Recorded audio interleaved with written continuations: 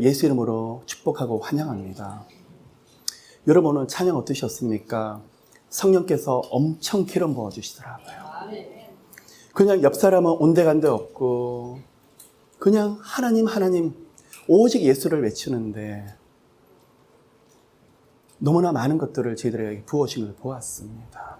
다른 그 어떤 은혜보다도 성령의 기름 부으심이 우리 가운데 함께 하시기를 예수 이름으로 축복합니다. 여러분의 모습을 제가 영적으로 들여다보니까 오시는 분들 한 분들마다 하나님께서 환상을 보여주시는데 그냥 상처투성이세요. 육신의 몸으로는 밖으로 봤을 때는 다 멀쩡하신 것 같은데 그냥 안에가 텅 비어있기도 하고 찢기기도 하고 어떻게 해야 될지를 모르는 분들이 이곳에 와 계세요. 여러분, 이곳에 오셔서 한 가지를 하셔야 됩니다. 살아계신 예수 그리스도의 말씀 한 가지, 십자가에 죽으시면서 부활하신 예수 그리스도의 능력과 은혜 한 가지면 여러분의 가정의 문이 열릴 것이며 여러분 자녀들이 살게 되는 역사들이 있게 될 것입니다. 앞에 찬양 인도자부터 시작을 해서 찬양 인도를 하는데 그냥 올려드리는 노래가 아니에요. 찬양이 아니에요. 그냥 주님 아니면 살 수가 없다는 그 간절한 마음. 하나님하고도 많은 간증과 스토리가 있지만 저하고도 많은 스토리가 있는 우리 러빙 찬양 스태프들입니다. 이 가운데 때로는 심각한 질병으로 쓰러지기도 하고 어떻게 해결을 나가야 되나 앞이 보이지 않을 때 그때마다 목사님 길이 보이지가 않아요. 저 이대로 그냥 내버려 두세요. 그때마다 마음이 찢어지고 너무 아프지만 아니 우리 하나님 살아계셔. 그 살아계신 하나님 붙잡고 다시 한번 일어나 보자고. 목사님 일어나면 뭐해요? 또 가도 끝이 없는데요. 그 길을 젊은 시간부터 지났던 분들 지금 스텝으로 다들 쓰고 있습니다. 오늘 찬양을 하고 있는데 그냥 올려드리는 찬양이 아니라 그 마음에 간절한 마음이 있어요. 하나님 제가 어떤 길을 지났는데요. 하나님 여기 함께하는 분들을 예수 이름으로 제가 일어났듯이 다 일으켜주세요. 하는 간절한 마음의 찬양이 있어요. 여러분 예수 이름이 능력이 있고 그 말씀에 권세와 권능이 있습니다. 여러분 가운데 오늘도 내일도 하늘문이 열려지는 기적들이 함께 하시기를 예수 이름으로 축복합니다. 그럼 이 시간에 제가 질문을 드립니다. 첫 번째 영적인 팀입니다. 어떻게 하면 하늘문이 열려지게 될까요? 어떻게 하면 기적의 문이 열려지게 될까요? 여러분 사모하십니까? 간절히 원하십니까? 가정과 자녀들 여러 영역에서 그 문이 열려서 하나님 제 문제를 허덕이는 것이 아니라 이제는 수많은 아픈 영혼들을 일으키는 저희 가정 되게 해주시옵소서. 꿈꾸십니까? 오늘 첫 번째 영적인 팁은 그곳에서 이겨내십시오. 많은 분들이 조금 막히면 물러나서 해봤는데 길이 없어요. 저 길로 갔다가 이 길로 갔다가 그냥 쉽게 포기를 해버립니다. 몇 번 하다가 안 돼서 하는 말이 더 이상 방법이 없어서 길이 막히기 때문에 하나님 뜻이 아닌가 봅니다 하고 물러나 버립니다. 여러분 제가 하나님께 배운 것은 하나님이 아니다 그럴 때까지 하나님이 그만 가라 그러시면서 그 길을 완전히 막으실 때까지는 계속 가셔야 됩니다. 근데 우리는 조금 하다가 넘어지는 것을 하나님께서 가로막았다고 할 때가 되게 많이 있습니다. 제게 하나님께서 보여주셨던 영적인 원리는 한 우물을 계속적으로 파고 싶습니다. 너무나 많은 사람들이 왜 저는 생수의 흐르는 음식을 못 볼까요? 왜 성령의 능력이 임하는 것을 못 볼까요? 이거 하다가 저거 하기 때문에요. 이쪽에 제자 훈련이 있으면 이 프로그램도 좀 따라가고 저쪽이 좋다 그러면 저것도 좀 따라갔다가 그냥 가고 들은 것은 많은데 제게 되지가 않는 거예요. 여러분 이 시간에 예수 이름으로 도전하는 것은 끝까지 무릎 꿇으십시오. 하나님이 그만 가라고 하나님이 됐다고 할 때까지 하나님의 하늘문을 열어주는 그 시간까지 미련할 정도로 엎드리시길 바랍니다. 그래서요 거기서 하나님께서 생각지 못했던 문을 열어주시는 그 간증 하나님과 나만의 비밀을 가지고 있다 그러면 여러분 더 큰 문을 열어주실 거예요. 그래서 어떻게 해요? 어느 때 기적의 문이 일어난다고요? 이길 때요. 그래서 구약의 선지서 17권에서 나타나는 하나님께서 주시는 사상이 무엇이냐 그러면 끝까지 남아있어라. 남아있으면 메시아를 보게 될 것이다. 그래서 그것을 남은 자 사상이라고 말하고 있습니다. 성경 60권에 연결되고 있습니다. 요한계시록에 와서는 이기는 자, 그가 면류관을 보게 될 것이라고 말하고 있습니다. 여러분, 예수 이름에 권능이 있고 예수 이름의 십자가에서 부활하셨고 그리고 사망에서 이겨나시는 권세를 가시는 거 머리로 너무 잘 알아요. 근데 현실에 적용하면 조금 가다가 재정의 문이 닫혀버려요. 조금 가다가 저는 진로 장래가 막혀서 이상 할 수가 없어요. 어떻게 할까요? 가십시오. 길이 없다고요? 두 번째 영적인 팁입니다. 환경과 상황을 만들어다가 기도하시길 바랍니다. 제가 하나님 앞에 계속 넋두리 하면서 하나님 앞에서 하나님 길이 없는데요. 저는 왜 계속 길이 없는 길로 가게 하세요? 그때 하나님이 주시는 말씀이 아들아 내 손을 붙잡고 믿음으로 그 길을 만들어 보지 아니하겠느냐? 하나님은 어떻게 해요? 기도하고 엎드리는데 보이지가 않아요. 그런데 어느 날 보니까 하나님이 환경을 세팅을 해주세요. 그럼 여러분 고난과 아픔이 많으십니까? 하나님이 그 환경을 리셋해 주시고 다시 하나님의 축복하시는 놀라운 환경들이 펼쳐지기를 예수님으로 축복합니다. 그래서 여러분 보십시오. 열심히 사는 것 같고 열심히 노력하는 것 같고 내 방법도 내 노력도 때로는 필요할 수가 있지만 하나님이 여러분의 지경을 만들어 주시기 때문에 그 안에서 열심히 하는 거예요. 하나님이 여러분의 지경을 LA 쪽 아니면 남가주 지역으로 이렇게 묶어두셨는데 그 안에서 열심히 뛸 뿐이에요. 우리가 아무리 열심히 한다 할지라도 하나님이 그 경계선을 정해주셨고 하나님의 그 환경과 그 안에 만남을 주지 아니하시면 우리는 우리 방법대로 갈 수가 없더라는 거예요. 그래서 제가 외치는 것은 모든 것은 하늘에서 온 것임을 분명히 믿고 선포합니다. 만남도 제 건강도 진로 장래도 또 하는 모든 소명과 모든 사명들도 누가 주셔야 받을 수 있는 것입니까? 하늘에 주셔야만 받을 수 있습니다. 그런데 하나님 주셔서 아들아 딸아 열심히만 해라? 아니에요. 성령께서는 구약에서 광야에서 불기둥 구름기둥으로 앞서 나가셨듯이 지금도 앞서 나가고 계십니다. 그래서 어떨 때 우리가 열심히 내 방법대로 할 때마다 가로막으시죠. 무엇을 가르쳐 주시려고요?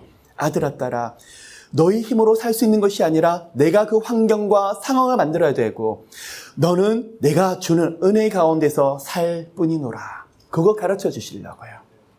여러분 자녀를 놓고도 환경을 만들어 주시라고. 만남의 모든 커넥션은 누가 주셔야 됩니까? 하나님이 주셔야 됩니다. 건강도 누가 주셔야 됩니까? 하나님이 주셔야 됩니다. 모든 은혜를 누가 주셔야 됩니까? 하나님이 주셔야 됩니다. 어떤 분은 그렇습니다. 저는 그딴 걸 구하지 않아요. 저는 있는 걸로 충분합니다. 아니요. 있는 걸로 충분하다는 그 자체도 이미 하나님이 주셨기 때문에 우리는 그 은혜 가운데 누릴 수 있는 것입니다. 여러분 이기십시오. 누구의 이름으로요? 예수 그리스도의 이름으로 이겨내시길 바랍니다. 마지막 세 번째입니다. 저는 영혼들을 보면서 특별히 이분들의 영감을 주지 않더라도 그 목소리의 고백을 들으면 이분이 앞으로 진로 장래가 다 보여집니다. 목사님 너무 힘이 빠졌는데 너무 지쳤지만 우리 하나님 살아계세요. 다시 믿고 일어날 거예요. 그분은 돼요. 왜요? 믿고 입술로 고백하기 때문에요. 그런데 한쪽 있는 분은 아무리 해도 안 돼요. 물론 넋두리 할 수 있어요. 그런데 만날 때마다 계속 불만 불평들. 왜 내 인생은 이렇죠? 내 환경은 이렇죠? 죄송하지만 하나님은 이분에게 환경과 상황을 만들어주시기 전에 더 급하게 하실 그릇이 있어요. 입술을 바꾸세요. 입술의 고백을 믿음의 고백으로 바꾸기 전까지는 환경을 만들어 주실 수 없더라는 거예요. 왠지 아십니까? 환경을 만들어 주시도록 그 안에 감사가 없을 수 있기 때문에요. 여러분 아무리 많은 기도를 하고 이 시간에 주님을 붙잡는다 할지라도 우리 안에 진정한 입술의 고백, 지금 상황은 이렇지만 우리 살아계신 하나님께서 환경을 만들어 주실 거예요. 주님을 사랑하는 영혼에게 주님 분명히 기뻐하시는 상황과 환경을 만들어 주실 거예요. 사람을 며칠째 창조하셨습니까? 6일. 그러면 이 6일째 되는 날까지 우리 살아계신 하나님이 무엇을 하셨을까요?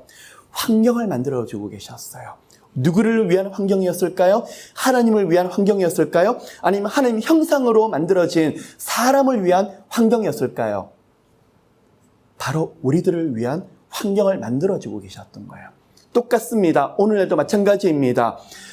2018년도를 놓고 기도하시길 바랍니다. 무엇을요? 하나님 불기둥과 구름기둥 앞서 나가셔서 저희 가정, 저희들의 진로장래도 문들을 열어주시옵소서. 그래서요, 마귀는 과거를 보게 합니다. 화가 나게 하고 분노가 나게 하지만 우리 성령께서는 계속 앞을 바라보게 하십니다. 아들아 딸아 툴툴 털어버려라. 뒤돌아보지 말라. 내가 기뻐하지 아니하노라. 앞에 내가 해야 될 은혜들, 내가 너희 손에 부어줄 그 은혜를 붙잡고 다시 일어날지니라. 아멘.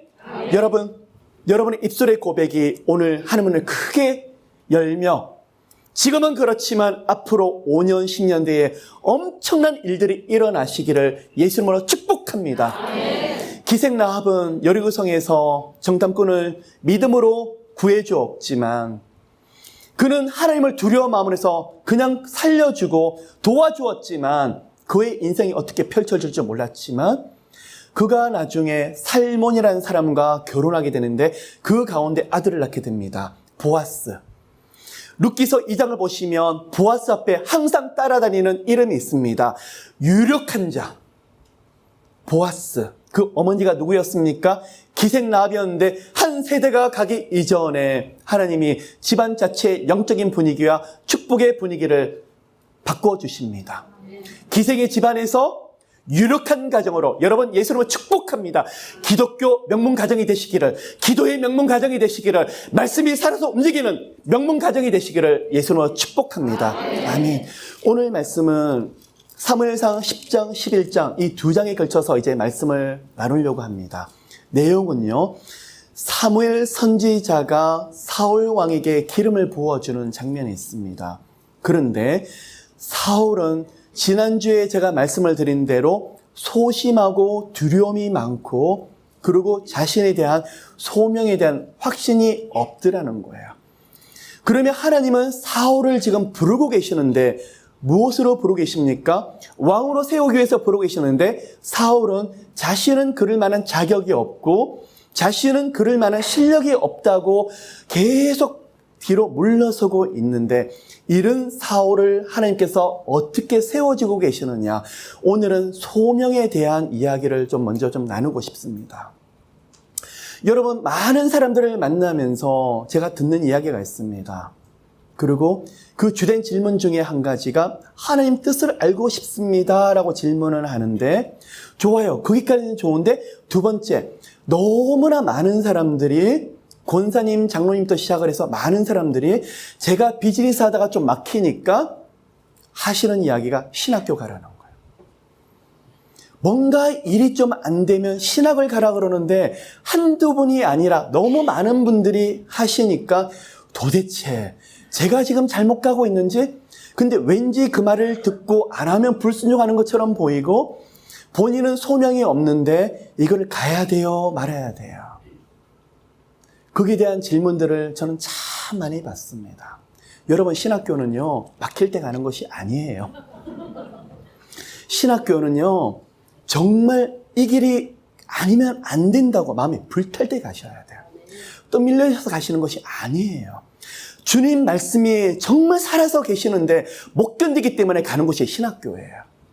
그리고 이 길이 아니면 못 산다고 하는 분들이 일어나서 가시는 곳이 신학교예요. 뭐가 문제죠? 그분은요, 외부에서는 여러분들이 말씀을 하시는데 본인은 소명이 없고 확신이 없더라는 것입니다. 그러면 왜 주변 분들이 신학교를 가라고 말을 하냐고 하면요, 저는 이 세상에서 가장 무서운 분이 있습니다. 누굴 것 같습니까?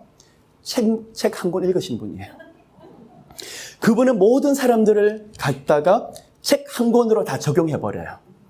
그래서 들었던 이야기가 신학교 가면 하나님께서 원하시는 길이다. 그러면 주로 생각하시는 게 하나님께서 원하시는 사역은 신학, 그리고 목회자. 그렇게 그 공식이 그분에게 있더라는 것입니다. 여러분, 아닙니다. 우리가 흔히 볼 수 있듯이 어떤 분들이 비즈니스가 막히며 어떤 분은 불러서 이야기합니다. 왜 막히는 줄 알아? 회개예요. 죄가 많아서 그래. 회개할 게 수두룩한데 회개 안에서 그렇게 막혀. 자, 뭐죠? 맞는 이야기인 것처럼 보이는데 그분은 돌아와서 쥐어짜듯이 회개를 하고 주여 용서해 주시옵소서 일주일 열어라 하는데 길이 열리지가 않는 거예요. 여러분, 그 말이 맞으면서도 틀릴 수 있더라는 거예요. 우리가 요셉을 하나님께서 왜 웅덩이 속에 집어넣고 왜 하나님께서 보디발 속에 집어넣으셨습니까? 그러면 좋습니다. 신학교 보내시려고요? 아니죠. 하나님 신학교가 아니라 총리시키시려고요. 두 번째, 하나님이 그를 웅덩이하고 왜 감옥에 집어넣으셨습니까? 죄가 많아서 그렇습니까? 아니죠. 하나님이 그에게 특별한 훈련을 시키기 위해서 그렇더라는 거예요. 수두룩하게 말씀을 듣고 있는데도 불구하고도 우리는 사람을 판단할 때 내가 아는 영역에서 쉽게 판단할 수 있더라는 것입니다. 여러분 멈추십시오. 첫째, 책을 한 권 읽으시는 게 아니라 많이 보셔야 됩니다. 그래서 하나님의 일은 신앙만이, 목사만이, 선교사만이 아니라 비즈니스 필드에서 나와야 되고 때로는 패션 쪽에서 나와야 되고 때로는 우리가 상상하지 못하는 많은 영역에서도 그런 하나님의 일꾼들이 나올 수 있더라는 것입니다. 여러분, 다윗이 하나님의 사람이었죠. 그가 가진 직분이 뭐였습니까? 왕이었습니다. 다니엘은 하나님의 음성을 듣는 선지자적인 사명을 가지고 있었지만 그가 가지고 있는 직분은 총리였습니다. 하나님이 그들을 선지자로만 또 하나님께 제사장로만 부르지 아니하셨더라는 거예요. 하나님이 에스라를 부르실 때, 그를 부르셨을 때 바사 나라의 학사였지만 동시에 제사장으로 부른 경우도 있었지만 하나님께서 부르시는 모든 콜링들이 다르더라는 것입니다. 그래서 여러분, 하나님의 소명은 외부의 사람들이 와서 권면하는 것도 좋고 그렇지만 그 이야기를 듣고 시험 들지 마시고 깊이 기도하시길 바랍니다. 기도하시면서 하나님이 그 마음에 평강을 주시나 확신을 주시냐, 그것이 너무 중요하더라는 것입니다.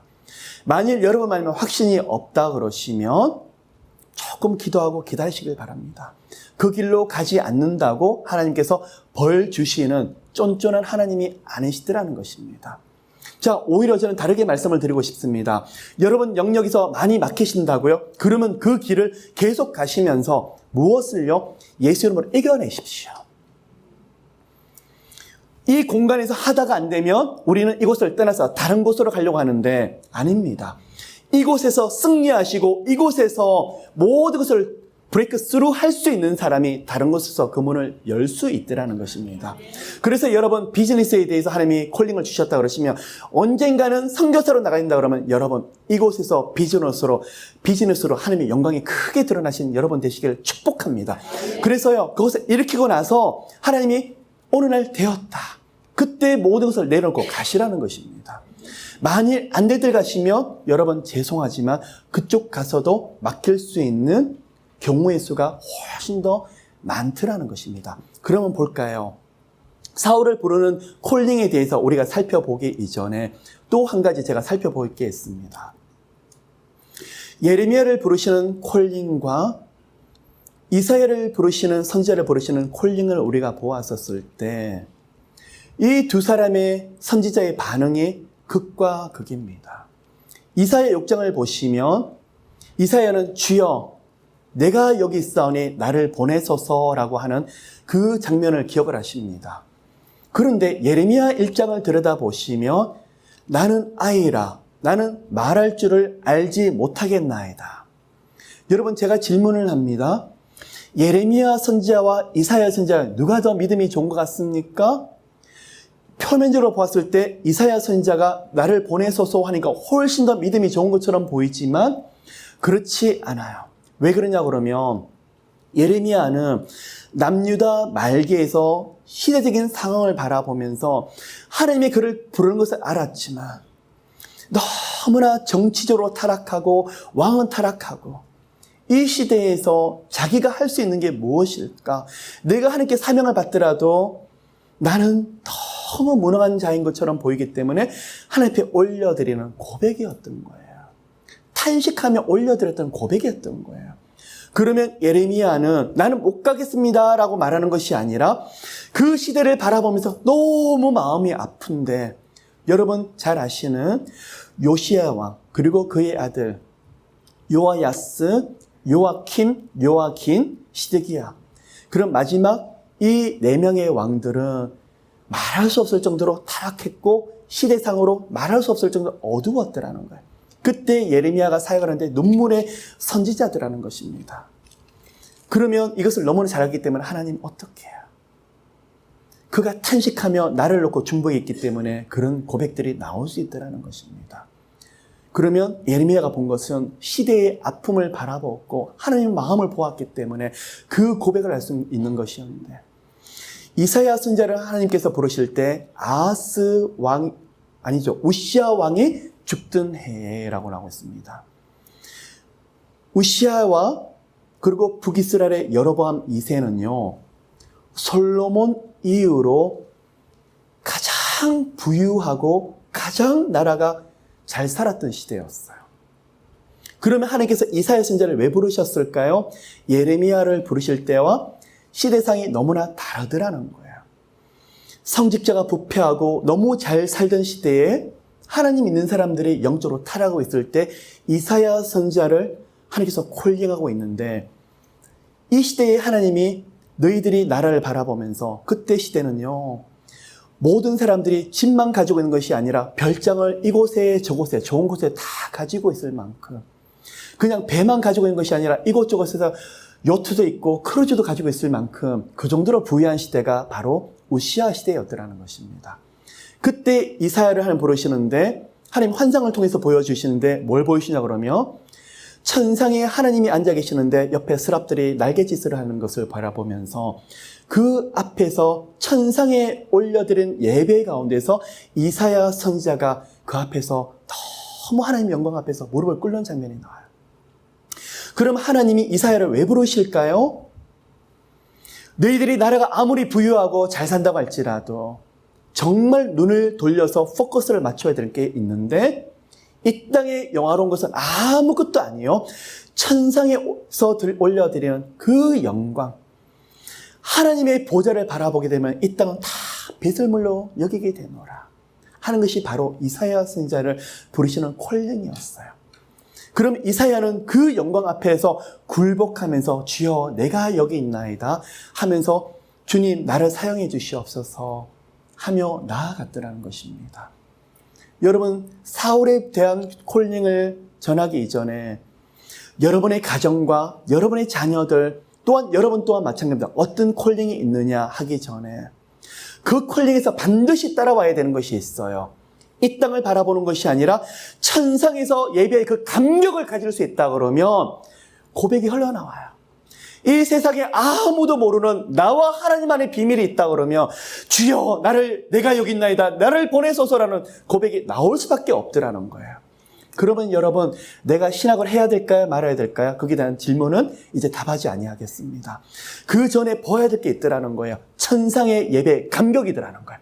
그 감격이 함께 있다 그러면 아프리카 오지라든지 정말 어딜 가더라도 그 감격 때문에 살아서 사역할 수 있더라는 거예요. 또 한 가지, 예레미야처럼 절절 내면서 시대의 아픔을 바라보면서 주여 어찌할까요? 어찌할까요? 이 마지막 시대를 주님 어찌할까요?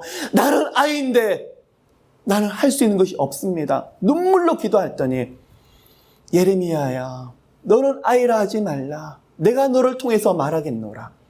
그 이사야 소명과 예레미야에 대한 소명이 있는 사람만이 하나님의 일을 할 수 있다고 저는 생각합니다. 아멘.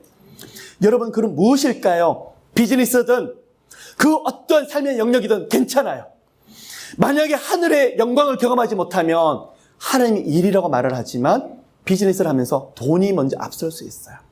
수단 방법을 가리지 않을 수 있더라는 거예요. 두 가지 정리합시다. 첫째는 예배를 통해서 누가 뭐라 그럴지라도 하나님 앞에 깊이 들어가는 지성소 앞에 들어가서 하늘의 예배를 올려드리는 그런 모두가 되시기를. 그럼 거기서 흘러넘치는 게 무엇일까요? 감격이에요.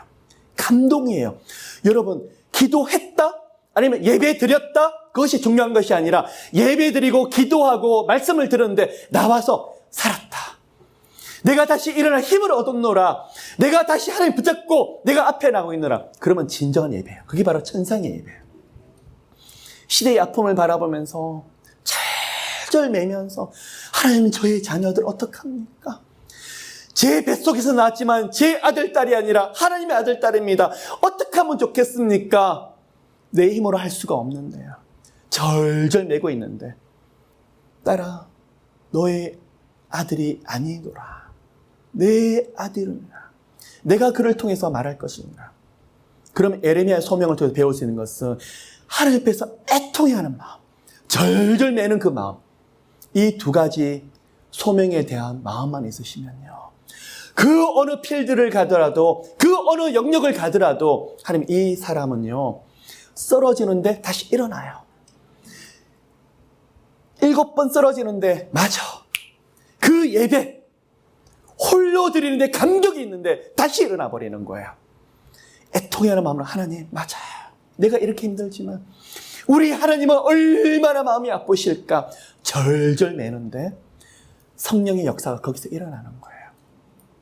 여러분, 여러분의 생활 가운데서, 삶 가운데서 이 두 가지 소명을 위한 감격, 중보기도자의 마음들, 그 가정 살아요.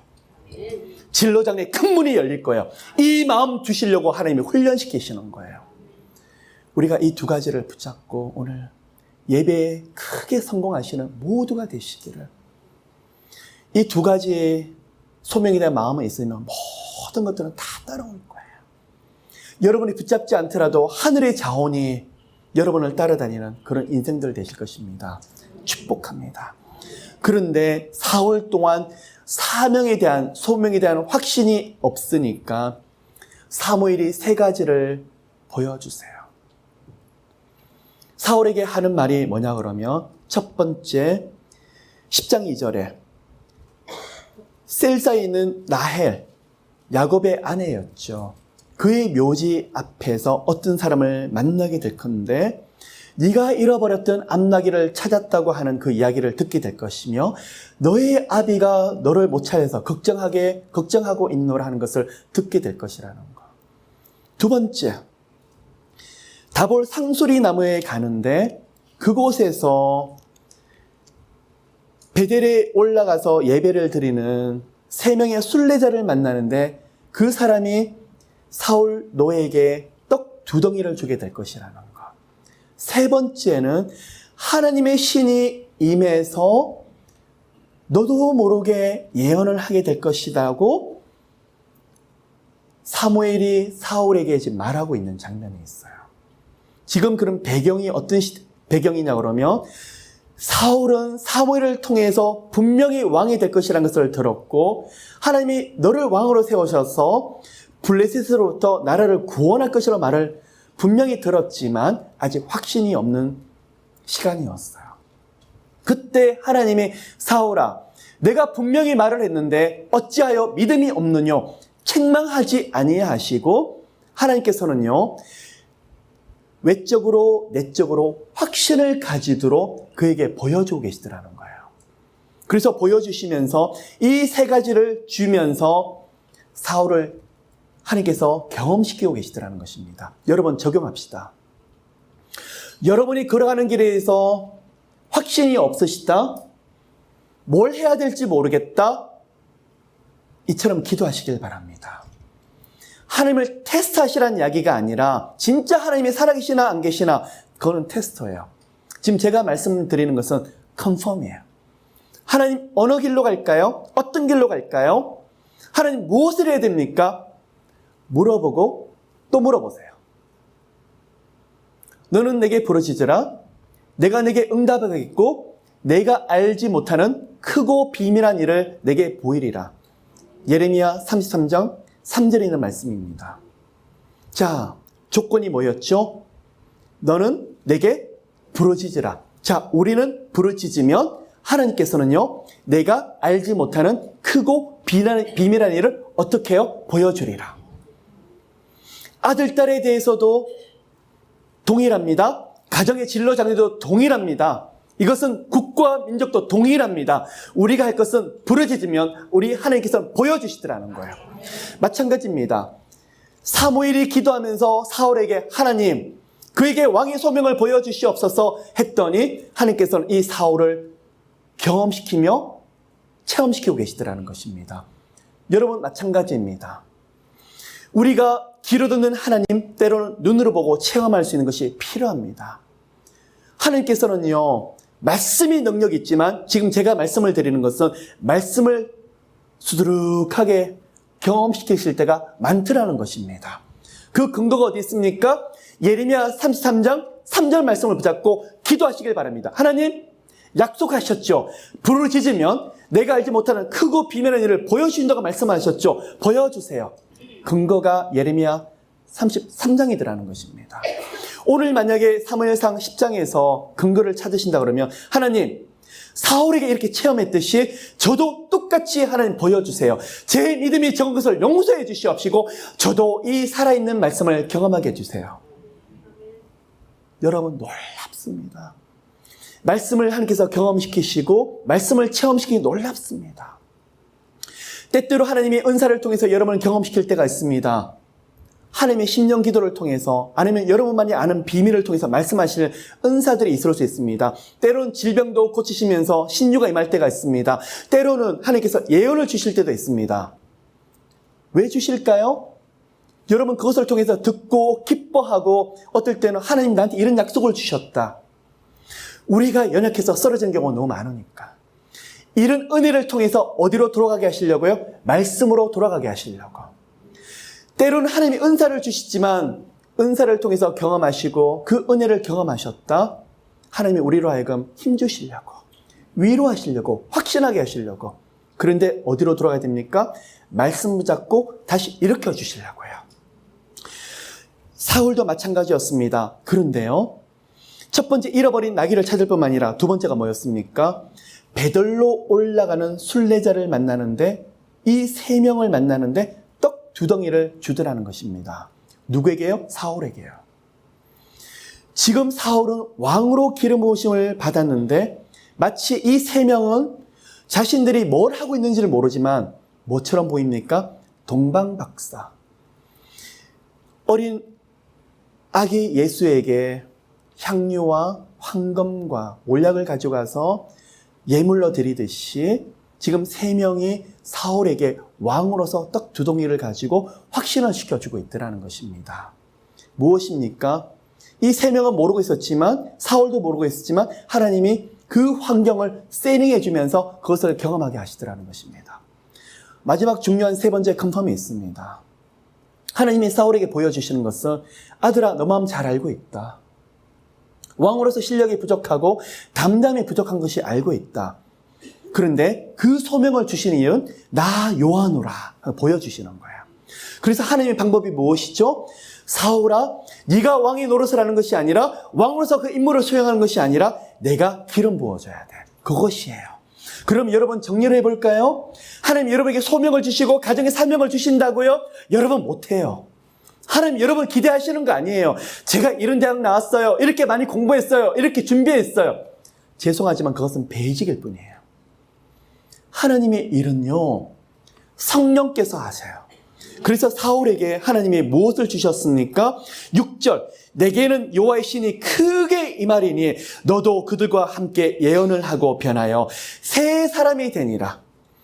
그래서 사울에게 체험을 시키시는데 하나님의 성령으로 기름 부으시더라는 거예요. 그러면 성령이 기름 부으신다. 무슨 말일까요? 하나님의 영이 특별히 함께 하신다는 게 바로 성령의 기름 부으심이에요. 여러분 가정에도 성령의 기름 부으심 없이 내 마음대로 내 노력을 한다고요? 죄송하지만 교만이에요. 제가 우리 스태프들하고도 강조하는 게 있어요. 생명 걸고 우리가 엎드립시다. 무엇을요? 성령의 기름 부으심이 없는 예배 인도는 다 거짓말이에요. 다 가짜예요. 성령의 기름 부으심이 없는 기도와 말씀은 다 가짜예요. 무엇을 구해야 되더라는 거예요? 기름 부으심. 왕으로 부르셨는데 하나님이 첫 번째 하시는 게 뭐냐 그러면 그에게 기름 부어주시더라는 거예요. 성령께서요. 그랬더니 그에게 나타나는 변화가 새 사람.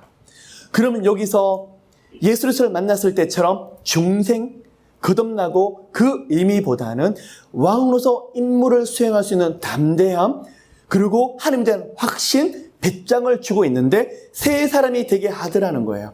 여러분 가정에서 여러분 자녀에게 가장 필요한 것이 무엇일까요? 교회를 다니는 거 중요하고 봉사하는 거 중요하지만 가장 중요한 것은 말씀을 경험하는 것인데 이들이 성령의 기름 부으심을 경험하는 거예요. 성령의 기름 부으심이 있어야만 만남의 축복도 있고 그 안에 하나님의 도우심을 깊이 경험하더라는 거예요. 10장에서 사울이 성령의 기름 부으심을 경험했더니 11장에서 어떤 일이 일어날까요? 하나님이 암몬 사람들과 전쟁에 나가는데 사울에게 기름 부으셔서 모두가 쩔쩔매고 있는데 큰 승리를 가지고 올 수 있도록 무엇이죠? 하나님 말씀 그대로 새 사람이 되게 하시더라는 거예요. 오늘 우리 이 말씀 붙잡고 한번 기도해 볼까요? 하나님 저희 가정에, 저희들 자녀들에게, 저희들 민족과 국가에 이 말씀이 이루어지게 좀 도와주시옵소서. 새 사람, 새 가정, 새로운 민족과 국가가 될 수 있도록 부어주시옵소서. 아멘. 그런데요, 사울이 그 말씀 그대로 경험하면서 세 가지를 경험했더니 그 안에 순서대로 하나님의 보여주심을 바라보면서 그가 하나님께 차츰차츰 굴복하게 되더라는 것입니다. 무슨 말일까요? 아, 정말 부르셨구나. 내적인 확신이 생기고 있더라는 것입니다. 자기 집에 갔습니다. 숙부가 그를 찾았습니다. 도대체 어디까지 갔느냐? 암나기를 찾는데 너는 무엇을 했느냐? 그리고 사무엘을 만났나이다 라고 말을 했더니 사무엘이 뭐라고 말을 하더냐라고 말을 하고 있습니다. 그런데 여기서 별거 아닌 것처럼 보이지만 중요한 팁이 있어요. 사울이 그의 삼촌 숙부에게 사무엘이 나한테 기름을 부으셨는데요, 나로 하여금 왕이 되게 하신대요. 자랑하고 그 앞에 떠벌리지 아니하고 그 이야기는 절대적으로 침묵하고 있을 때가 되게 많이 있더라는 것입니다. 여기서 있더라는 것입니다. 여러분 이게 참 중요해요. 사울이 어떤 지혜를 가졌냐 그러면 사무엘이 앞에서 당부하기를 아직은 조용히 하나님의 시간을 7일 동안 기다리라고 말을 했었어요. 왜 그렇죠? 하나님이 백성들을 모아서 백성들 앞에서 사울이라는 것을 보여주고 공표할 때까지는 기다리더라는 거예요. 여러분, 그럼 이것을 통해서 우리가 배울 수 있는 것은 하나님의 소명이 있는 사람은 굉장히 신중해요. 하나님의 사명이 있는 사람은 상당한 지혜를 가지고 있어요. 우리는요, 조금 기도를 가서 은사자에게 기도를 받으면 하나님이 나를 이렇게 사용하신대, 저렇게 사용하신대, 오자마자 다 쏟아붓기 바빠요. 누구에게 텀을 주는 경우가 많이 있죠? 마귀에게 텀을 주어서 그것이 이루어지질 못하도록 일부러 공격을 받을 때가 너무 많이 있더라는 거예요. 무엇을요? 여러분이 하나님의 음성을 듣고 때때로 여러분 말씀이든 여러 가지 영감을 주신다 할지라도 하나님께서 주시는 것을 침묵하시고 하나님께서 이제는 되었다 할 때까지 기다리시는 그런 놀라운 지혜를 가지시기를 예수 이름으로 축복합니다. 사울은 이 모든 것을 경험하면서 무시했다기보다도 진짜 하나님 사용하시겠구나. 그러면서 하나님 이렇게 보여주셨는데 하나님이 나를 이루시기까지 내가 조용히 잠잠히 기다려야 되겠노라 하는 하나님의 방법에 대한 기대감이 들어가 있더라는 거예요. 그러면 하나님의 신으로 기름 부으심을 받는 사람은 뭘 기대하냐면 내가 한다는 게 아니라 하나님이 하실 것을 기대하면서 기대하는 것이 바로 하나님의 사람의 할 도리더라는 거예요. 이제 사울이 지금 그것을 기대하며 기다리고 있더라는 것입니다. 그러면요, 하나님의 사람이 기다릴 때 하나님은 가만히 계실까요? 일을 하기 시작하세요. 17절 바라보시면요, 이전까지는 사울이 왕되기 전에 그에게 내적인 확신을 주었으며 17절부터는 뭘 하냐 그러면 외적인 확신을 주는 거예요. 사무엘이 미스바에서 모든 백성들을 불러 모으기 시작했었습니다. 그랬더니 12지파가 왔는데 그 중에서 뽑혀진 지파가 있는데 벤야민 지파였습니다. 그 중에서요. 또 가정을 뽑는데 어느 가정이 뽑혔냐 그러면 사울의 가정에서 사울이 그대로 뽑혔더라는 거죠. 22절을 보면 사울이 뽑혔는데도 사울이 행구 사이, 짐작 사이에 숨어서 자기 모습을 보이지 아니하더라는 것입니다. 왜 그럴까요? 사울은 이미 왕으로서 부르심이 있었지만 겸손한 모습. 하나님이 분명히 그렇게 하셨고 내게 기름 부신 걸 내가 알겠지만 나는 못하겠노라는 겸손이 있더라는 것입니다. 여러분, 정말 중요한 영적인 팁이 여기 있습니다. 내가 못합니다. 하나님, 나는 할 수 없어요. 엎드릴 때 누가 일을 하실까요? 하나님이에요. 사무엘상 11장을 보시면 사울이 그렇게 겸손하고 엎드릴 때 하나님이 사울을 위해서 길르앗 야베스라는 곳에서 암몬이 쳐들어오게 하는데 하나님이 그 환경을 통해서 사울을 세워주시더라는 거예요. 어느 때요? 내가 못한다고 생각하며 내가 엎드리며 겸손할 때 하나님이 일을 하시더라는 거예요. 아멘. 그처럼 우리가 주님, 이 땅에서 최선을 다하고 내가 할 수 있는 영역을 다해야 되겠지만 하나님, 나는 못해요. 그런 진정한 겸손의 고백이 있으시기를 예수님은 축복합니다. 여러분, 겸손이 뭔지 아십니까? 겸손한 사람은 하나님을 fear하게 되어 있습니다. 두려워하겠습니다. 너무 사랑하기 때문에 하나님을 두려워하더라는 거예요. 하나님, 그렇기 때문에 하나님께서 하십시오. 그 고백이 나오는 사람의 첫 번째 해야 되는 것은 엎드리더라는 것입니다. 하나님의 도움을 구하면서 하나님을 의지하더라는 것입니다. 그러는데 이 사울을 딱 발탁을 해서 픽업을 해서 백성들 앞에 세웠더니 사람들보다 외모가 출중하고 다른 사람들은 어깨가 하나 더 클 만큼 사울의 외모가 풍채가 뛰어나더라는 거예요. 백성들이 그것을 보고 막 박수를 치면서 만세를 외쳐부릅니다. 무엇을 보았죠? 백성들은요, 외모와 풍채만 보고요. 이게 바로 왕들을 달라고 했던 백성들의 한계더라는 거예요. 하나님이 사울에게 주셨던 내적인 소명이 어떤 건가? 내적으로 하나님이 어떤 달란트를 주셨을까? 그것은 전혀 보지도 아니하고 무엇만 들여다보고 있더라는 거예요? 외적인 것만 바라보고 있더라는 거예요. 사무엘은요, 하나님의 영안으로 바라보면서 하나님께서 하실 일을 바라보고 있더라는 것입니다. 여러분, 이것을 두고 정리하길 바랍니다. 남편을 바라보고 아내를 바라보고 가정을 바라보고 또한 하나님의 사람들을 바라보면서 때로는 부족한 것이 많을 수 있고, 그렇지만 여러분, 우리 하나님은요, 진흙 속에서 진흙으로 쌓여있는 보석을 바라보세요. 여러분이 비록 이렇게 여러 영역에서 얻어 터지고 짓밟히고 오른다 할지라도 하나님 보시기에는 주님에 대한 뜨거운 마음, 예레미야에 대한 뜨거운 마음, 이사야처럼 그 사명을 바라보는 그 마음이 있는 사람은 하나님께서 보석처럼 바라보세요.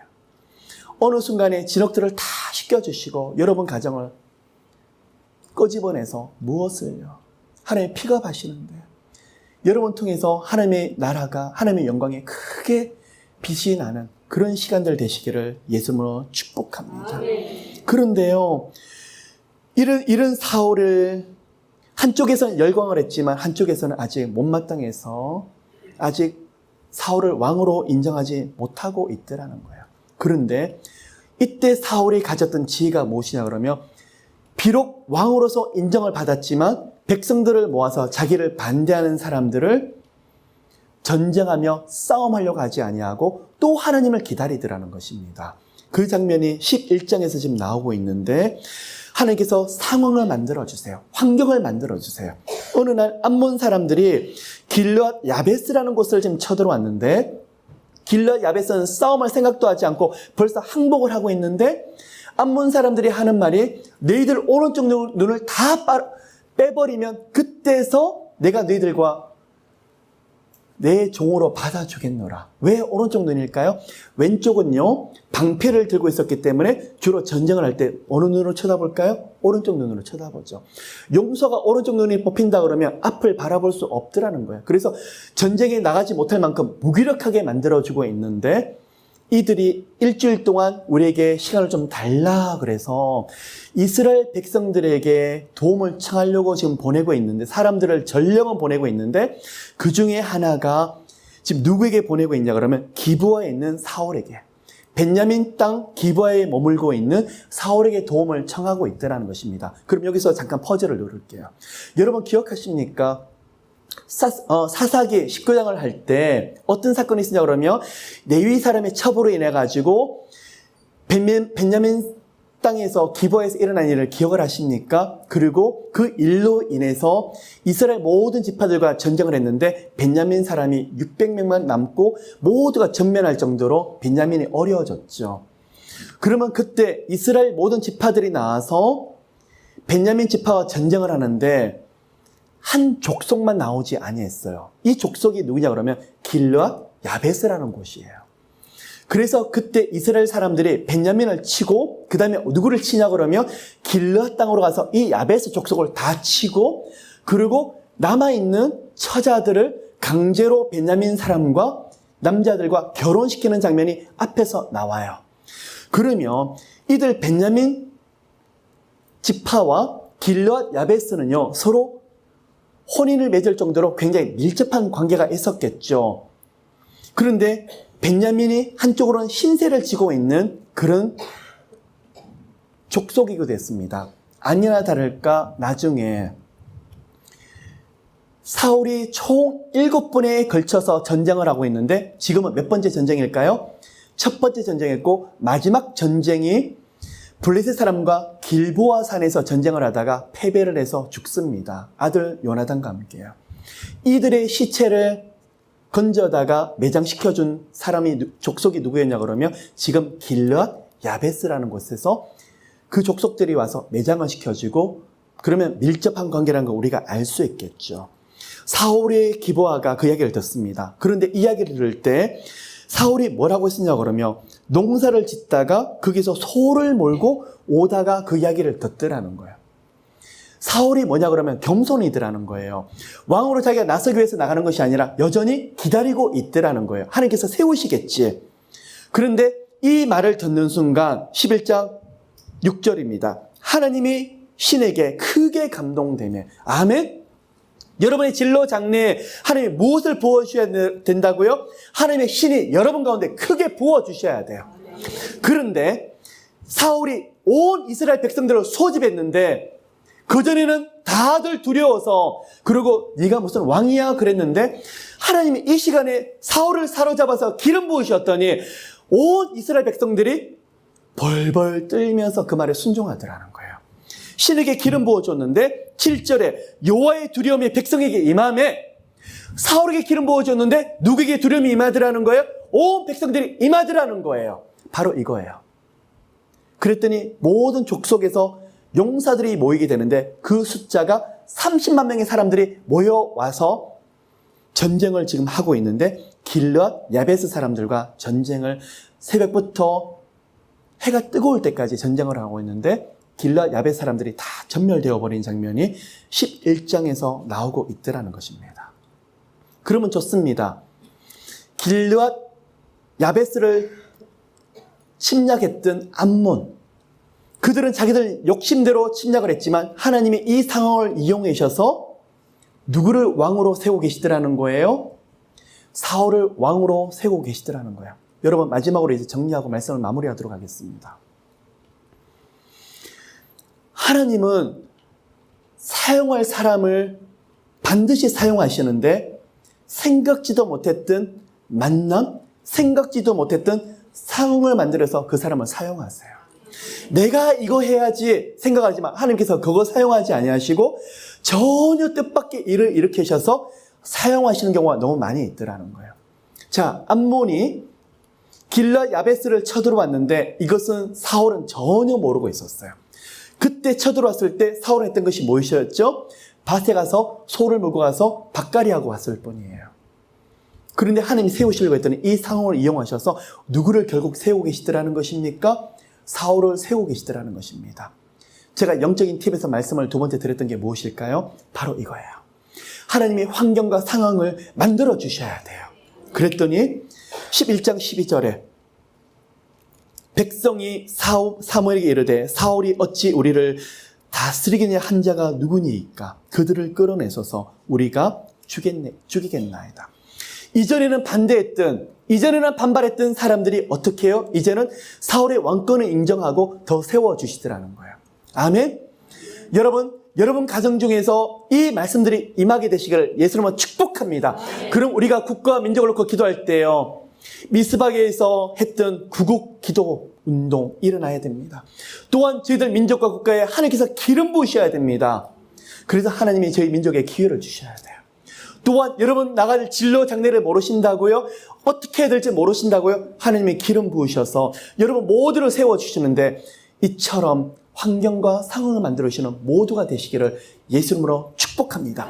그래서 때가 되면 사울을 반대했던 백성들이 찾아와서 도대체 사울 왕을 반대했던 사람이 누구냐? 오히려 사울을 더 세워주는 놀라운 일들이. 왜 오늘날 이런 일들을 보지 못할까요? 이기지 못하기 때문에, 쉽게 포기하기 때문에, 쉽게 무너지기 때문에. 예수 이름으로 다시 일어나는 여러분 모두가 되시기를 예수 이름으로 축복합니다. 살아계신 주님 고맙고 감사를 드립니다. 하나님 저희들 모두에게 소명을 부어주시옵시고, 그러나 그 사명이 있다고 모두가 선지자가 되고 모두가 목사가 되진 않을 것입니다. 하나님 각자의 영역에서 하나님 저희들 자녀를 일으켜 주시옵시고, 가정을 일으켜 주시옵시고, 저희들 민족과 국가를 일으켜 주시옵시되, 하나님 사울을 일으켰듯이 환경과 상황을 만들어 주시옵시고, 무엇보다도 하나님 성령님 마음껏 기름 부어 주시옵시고, 저희들과 함께 하시는 그 하나님을 경험할 수 있는 저희들 모두 되도록 도와주시옵소서. 축복합니다. 축복합니다. 이 살아계신 하나님, 이 말씀을 저희들의 삶 가운데, 영역 가운데 풍성하게 경험하게 좀 도와주시옵시고 보여주시옵소서. 하나님 앞서 나가신 하나님, 저희들 모두에게 은혜 베풀어 주시옵시고 주의 축복이 흘러넘치는, 그래서 귀로 듣는 하나님이 눈으로 보는 그런 시간으로 만들어 주시옵소서. 축복합니다. 감사드리며 이 모든 말씀 살아계신 예수 그리스도 이름으로 기도를 드립니다. You